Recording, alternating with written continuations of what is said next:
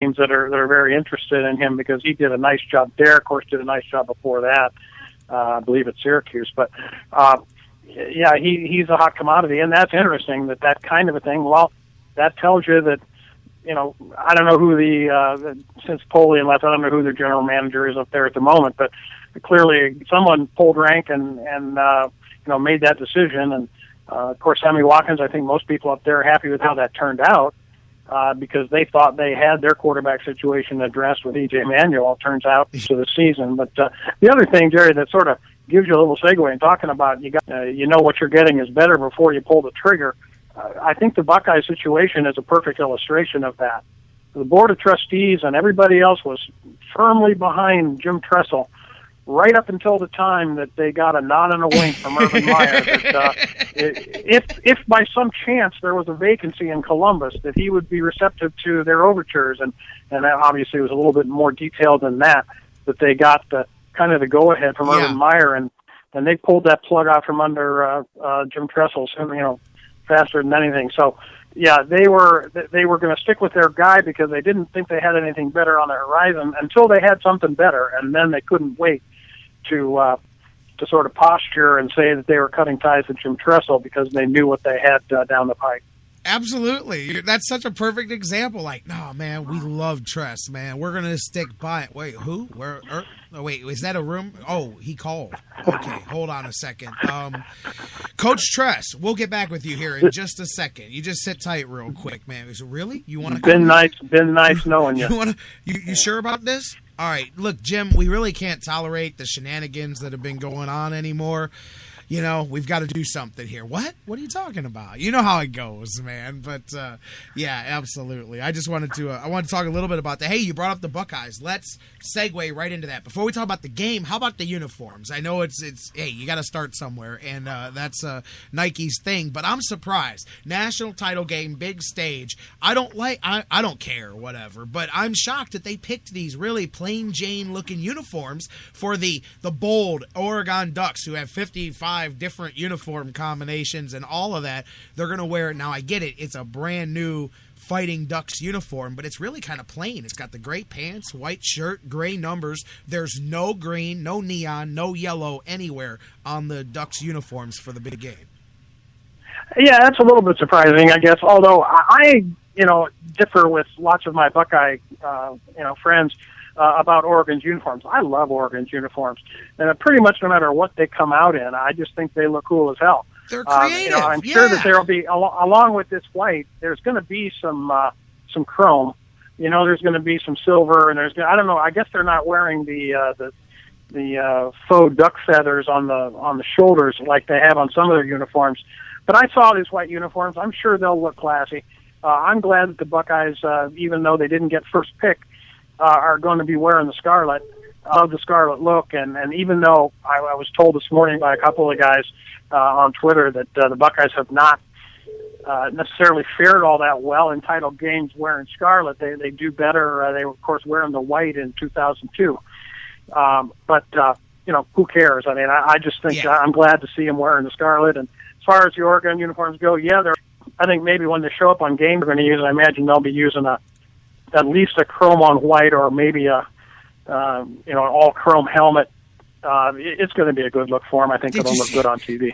Did you see the picture? I think it was ESPN. Did you see the graphic? It's got when they revealed it, you've got the big wings spread out behind the Duck player, and then the OSU player has a big red cape floating off behind him. And anyway, it's pretty funny. I thought it'd be great if they both entered the game wearing those various get-ups.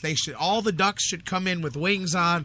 All the Buckeyes should fly in with their red capes. Let's make a presentation out of this thing. I'm just kidding, but I'm glad about the scarlet. I'm with you. I love that look, and I'm glad that they ended up with that color scheme instead of the road whites. Yeah, that's true. And as far as the introductions, I'm one of these guys that I like to turn the television on as the kicker's toe is meeting the football. I'm not a big fan of pregame, halftime, or postgame shows.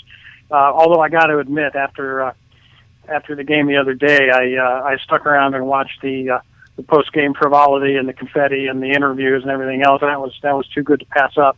Normally I can live without any of that, kind of talking head commentary, especially the pregame stuff, because I'm already nervous as a long-tailed cat in a room full of rockers, and I just don't want to hear anybody giving me quote unquote analysis before the game. Like I said, just soon turn it on when the kickoff happens. But anyway, I'm sure there will be no shortage of hype on a week from tonight when they get together in Dallas. Man, the hype has already began, man. Let me tell you. Speaking, by the way, the shots across the bow. I got the call earlier. Guy Shea on Twitter says the Ducks went plain Jane with the uniforms, so their tears of anguish would help sustain Buckeye fans. There you go. As the trash talk will continue to pick up throughout the week here, but I wanted a couple of things. Like, this is early. I don't want to. We've got a lot of time today, Wednesday, next Monday to start getting into the X's and O's of this thing, although I did get a kick. I don't know if you heard me mention. I don't know if you saw it. I don't know if you follow him on Twitter. 2 days ago, Cardale Jones just tweeted third-string quarterback with the picture of himself. Man, I dig the chip on the shoulder. I think all of that is going to play into how the Buckeyes play this game. But, man, looking at outside the field, how much it's going to cost people to watch this thing. Have you seen already the increase in just from the schools alone? We're not even talking about the secondary market. From the schools alone, the allotment that Ohio State has nearly $500 a ticket, and that's if any remain after the school and the students and everybody gets their tickets. Then there'll be a lottery. But man, StubHub has got tickets going from $600 minimum to $3,000 for the actual seats. There's a $75,500 suite available on StubHub for this thing, and on Ticket IQ, the average price of their tickets for this game $1,600, $600 more than this date last year for the title game. Now, obviously, I think that's a combination of new game with the playoff, and Ohio State travels very well as well. So I think that explains some of that. But man, tickets at an all-time high for this bad boy next week. Yeah, and I guess that's no real surprise either.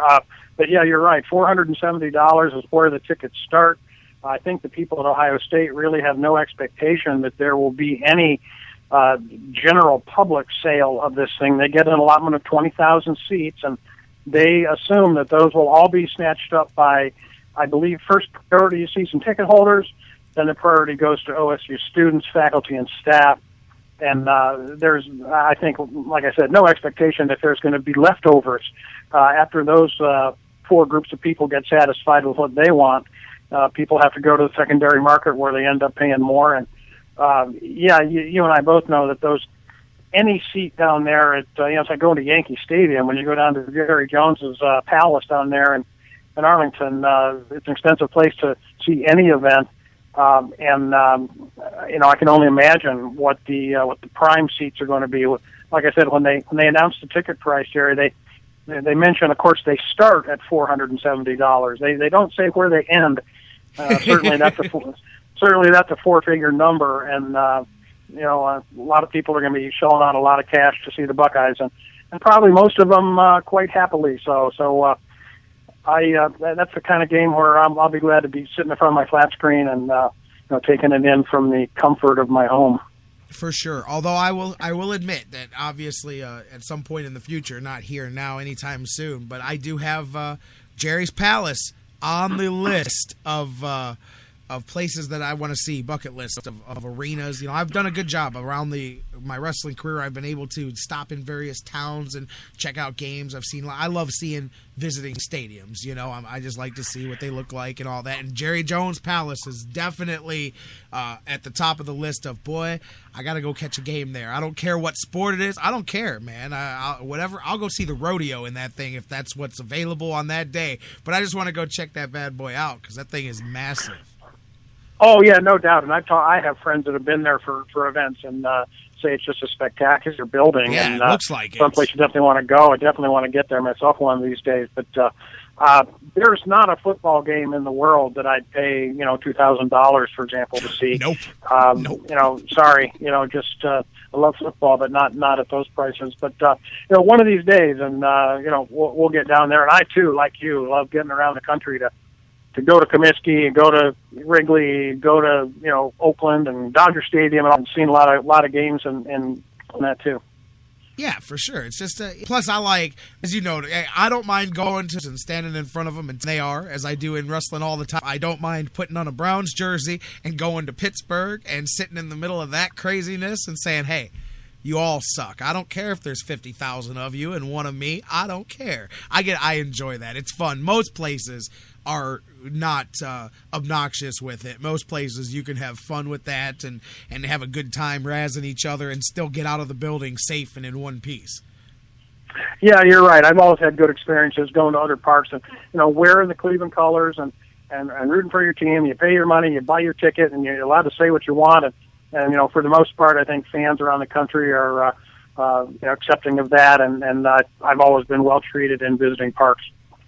Yep, for sure. Man, I'll tell you what, Dan, a lot of you know what? Look, we've got a lot of time to start doing X's and O's. We can start doing that Wednesday, but you had the weekend to digest. I don't know, maybe you watched back the games or not. I don't know. I checked out a little bit of the Ducks replay just to go back and watch some of the incredible offensive stuff that Ohio State's going to have to figure out how to get a handle on quickly.